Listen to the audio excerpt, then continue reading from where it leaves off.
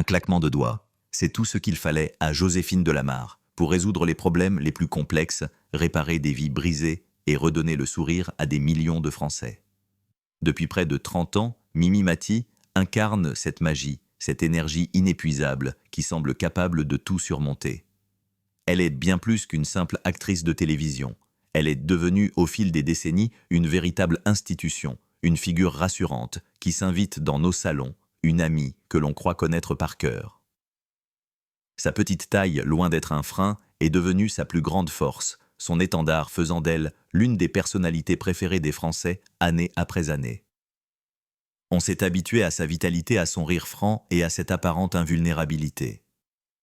On a fini par croire que comme son personnage céleste Mimi Mati était éternel, intouchable, protégé par une aura de bienveillance qui la mettrait à l'abri des épreuves du temps. Pourtant, derrière ce rideau de paillettes et de succès d'audience, la réalité est aujourd'hui bien plus sombre, et le claquement de doigts magique ne suffit plus à masquer la vérité. Le temps a passé et il est cruel.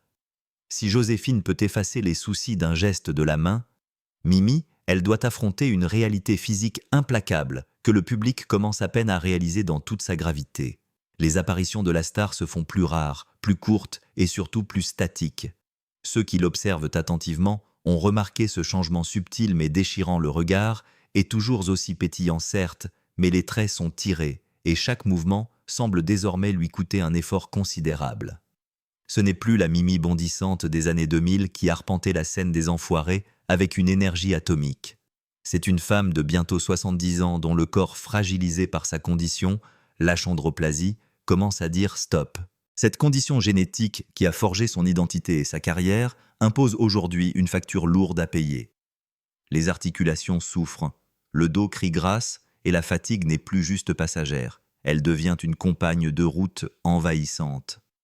L'inquiétude du public n'est pas infondée, elle est palpable sur les réseaux sociaux, dans les commentaires, sous chaque rediffusion dans les magazines qui s'interrogent. Pourquoi ce silence prolongé? Pourquoi cette chaise qu'elle ne quitte presque plus lors des émissions de télévision? Nous sommes face à un tournant déchirant. L'image de l'ange gardien infatigable se fissure doucement pour laisser apparaître une femme courageuse mais épuisée, qui lutte pour maintenir les apparences par respect pour son public. Mais jusqu'à quand pourra-t-elle tenir ce rôle? Est-ce que nous assistons impuissants au dernier acte d'une carrière légendaire? Ce contraste brutal entre la fiction joyeuse et la réalité douloureuse est le cœur du drame qui se joue actuellement dans la vie de Mimi Mati. Et malheureusement, comme nous allons le voir, ce n'est pas simplement une question de vieillesse, c'est un combat quotidien bien plus profond qu'il n'y paraît. Loin des projecteurs aveuglants et des plateaux de tournage effervescents, le quotidien de Mimi Mati ressemble aujourd'hui à une bataille silencieuse, menée huis clos, loin des regards indiscrets. Ce n'est plus une question de dossiers médicaux ou de termes techniques complexes, c'est une réalité brute viscérale, celle d'un corps qui rappelle chaque jour ses limites. Imaginez une vie où chaque pas, chaque mouvement banal, comme se lever d'un fauteuil ou monter une marche, devient un défi, voire une épreuve. C'est le prix que paye l'actrice pour des années de suractivité, refusant longtemps d'écouter les signaux d'alarme, pour se donner tout entière à son métier et à ses fans. La douleur est devenue une ombre fidèle, une présence constante qui ne prend jamais de vacances. Elle ne crie pas, elle murmure, usant la résistance mentale et physique petit à petit. Mimi a toujours été une force de la nature, une femme de caractère qui ne se plaint jamais. « Je vais bien », répète-t-elle souvent dans les médias avec ce sourire désarmant qui est sa marque de fabrique. Mais ceux qui la côtoient savent que derrière ce mantra rassurant se cache une vérité bien plus nuancée. Ce silence médiatique qu'elle observe de plus en plus souvent n'est pas du mépris, ni même une simple envie de retraite. C'est une nécessité vitale. C'est le temps indispensable pour récupérer, pour laisser le corps souffler entre deux tempêtes de douleur. Le public qui l'aime tant commence à percevoir cette lutte. L'inquiétude n'est plus seulement de savoir quand sera diffusé le prochain épisode, mais de savoir comment va vraiment Mimi. On remarque son absence lors d'événements où elle était autrefois incontournable. On note sa discrétion lors des grands rassemblements caritatifs, là où sa voix portait si fort auparavant. Ce retrait progressif n'est pas un choix de cœur. Elle adore son public, elle vit pour cette connexion. C'est un choix imposé par la réalité physique. Elle ne veut pas se montrer diminuée, elle refuse la pitié. Pour une femme qui a passé sa vie à prouver qu'elle était aussi capable, voire plus capable que les autres, malgré sa différence, admettre cette vulnérabilité est peut-être l'épreuve la plus difficile de toutes. Ses proches décrivent une femme qui doit désormais économiser chaque gramme d'énergie. Les journées ne sont plus rythmées par les horaires de tournage frénétiques d'autrefois, mais par la gestion de son confort et de son repos. C'est un combat contre l'usure contre un dos qui a porté non seulement son propre poids, mais aussi le poids d'une carrière immense et les attentes de millions de personnes. La grande Mimi Mati est en train d'apprendre à la dure qu'elle est humaine avant d'être un ange gardien. Et c'est précisément cette humanité, cette fragilité nouvelle qui bouleverse tant ses admirateurs aujourd'hui. On ne voit plus seulement la star, on voit la femme qui endure, et cette réalité, bien plus que n'importe quel rôle, force un respect immense, mêlé d'une profonde tristesse. Si vous regardez attentivement les épisodes les plus récents de Joséphine Ange Gardien, un détail frappant ne manquera pas de vous sauter aux yeux. Ce n'est pas tant ce que l'on voit qui interpelle, mais plutôt ce que l'on ne voit plus. La magie de la télévision est puissante. Elle est conçue pour créer des illusions parfaites, pour nous faire croire que tout est possible. Mais même les meilleurs réalisateurs et les monteurs les plus talentueux ne peuvent indéfiniment masquer la réalité physique d'une actrice principale.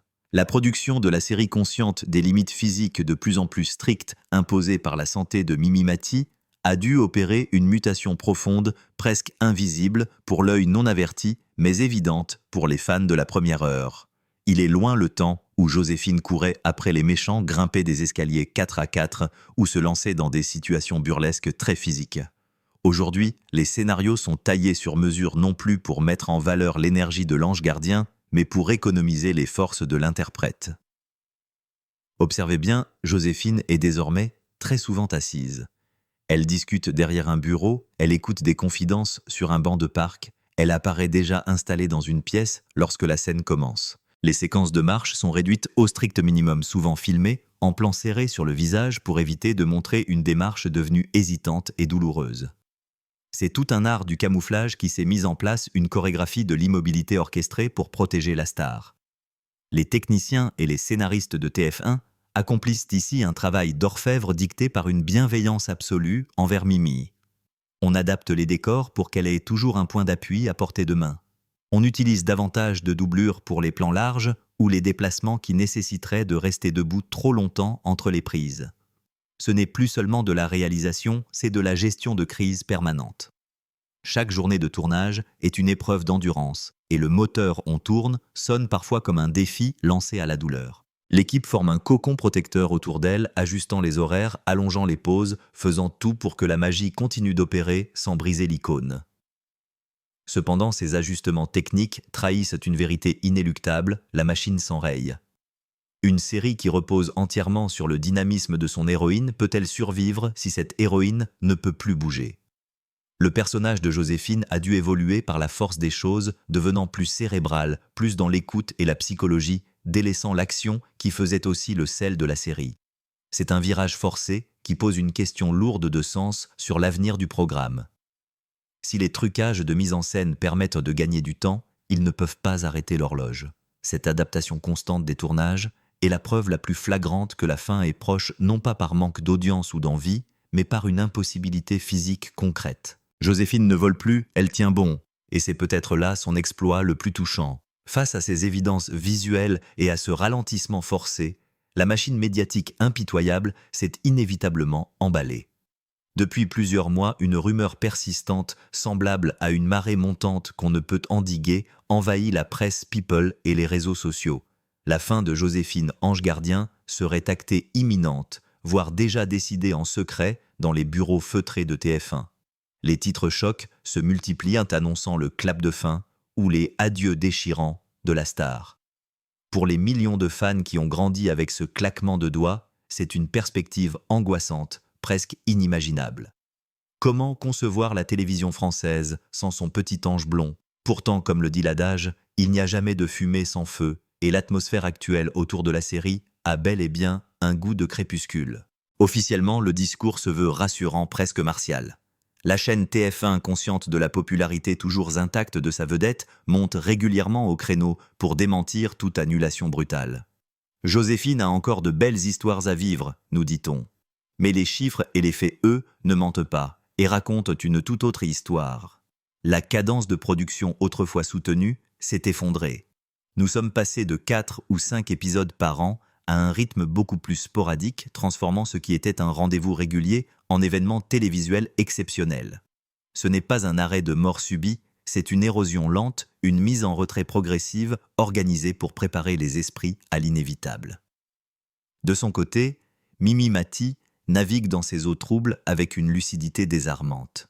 Elle est la première à savoir que l'éternité n'appartient qu'à son personnage, pas à son interprète. Ses prises de parole récentes sont teintées d'une ambiguïté nouvelle. Si elle affirme avec passion « Tant que le public sera là et que je m'amuserai, je continuerai », elle ajoute désormais presque systématiquement une nuance cruciale. Je ne ferai pas l'épisode de trop.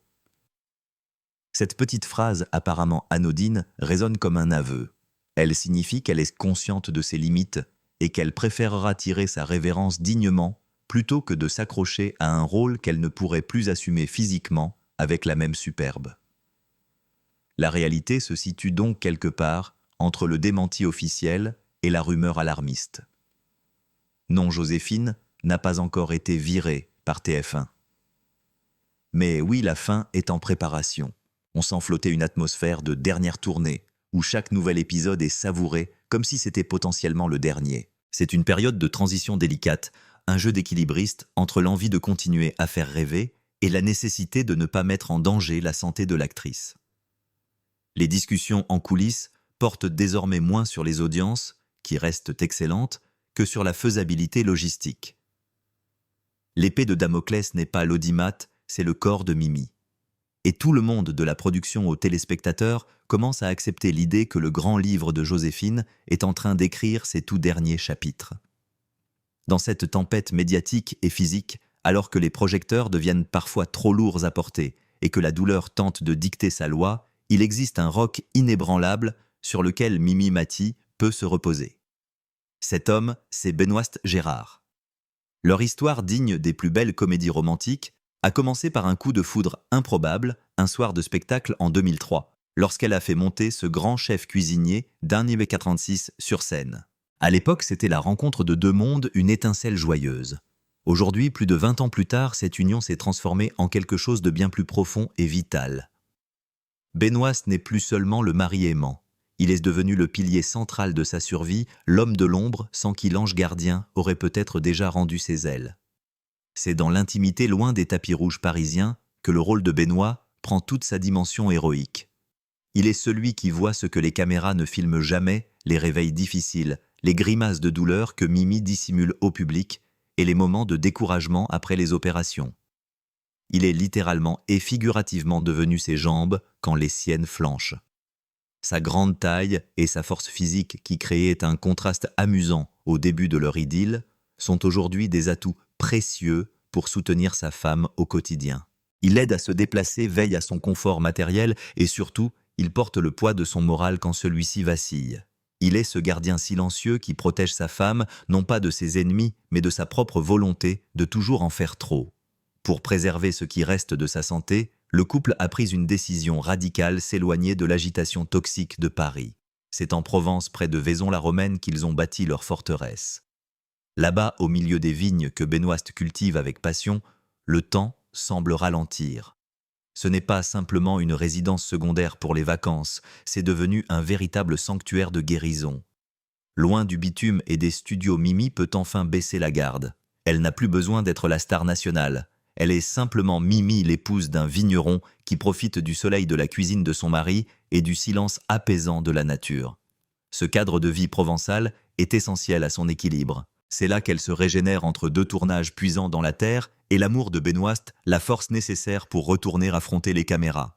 Benoît a aménagé leur quotidien pour qu'il soit le plus doux possible, créant un environnement où son handicap est gommé par l'amour et l'attention. Il est la preuve vivante que derrière chaque grand retour de Mimi Mati à la télévision, il y a la patience et le dévouement d'un homme qui a fait le serment de l'aimer, dans la santé comme dans la maladie. Sans cet ancrage solide, sans cet amour inconditionnel qui la porte à bout de bras, il est fort probable que la carrière de Mimi se serait arrêtée bien plus tôt. Benoît est son oxygène, sa raison de continuer à se battre, et sans doute le plus beau cadeau que la vie ait offert à celle qui en a tant donné aux autres.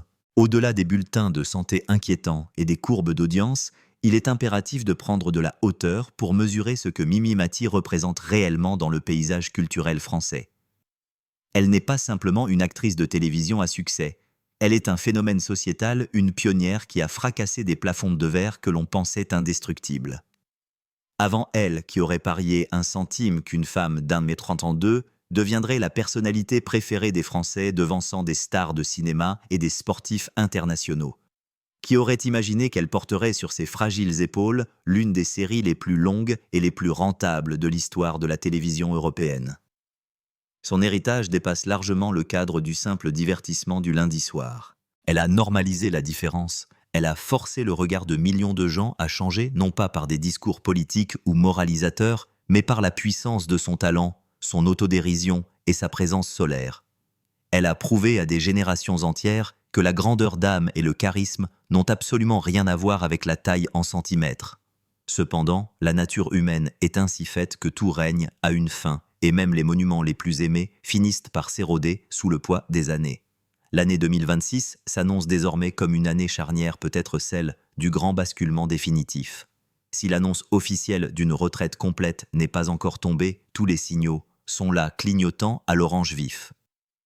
Mimi a déjà commencé discrètement, mais sûrement à passer le flambeau, notamment au sein de la troupe des Enfoirés, dont elle était la marraine incontestée et l'âme battante pendant des années. Son retrait progressif de cet événement caritatif majeur qui lui tenait tant à cœur était le premier signe avant-coureur d'un adieu plus global.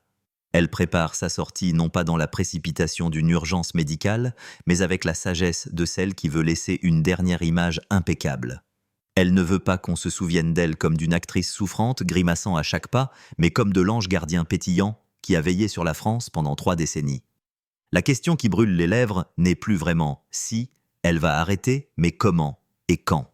On imagine déjà l'onde de choc émotionnel et la nostalgie nationale le jour où le tout dernier claquement de doigts retentira sur l'antenne de TF1. Ce sera indubitablement la fin d'une époque dorée, une page de notre histoire commune qui se tournera doucement. Mais que les fans se rassurent, une légende comme Mimi Mati ne disparaîtra jamais vraiment. Les rediffusions continueront d'enchanter les après-midi pluvieux, et son rire restera gravé dans la mémoire collective. Si sa carrière doit s'arrêter demain ou l'année prochaine pour préserver ce qui lui reste de santé, elle partira avec la certitude absolue du devoir accompli. Elle a donné son corps, son temps et son amour sans compter. Aujourd'hui, alors qu'elle entame ce qui ressemble à son dernier chapitre public, c'est à nous, ses fidèles spectateurs, de devenir symboliquement ses anges gardiens. C'est à nous de comprendre son besoin vital de repos, de respecter son silence et de lui dire simplement « Merci Joséphine, repose-toi bien Mimi ». Car après avoir passé sa vie à réparer celle des autres, elle a enfin le droit et le devoir de penser un peu à elle.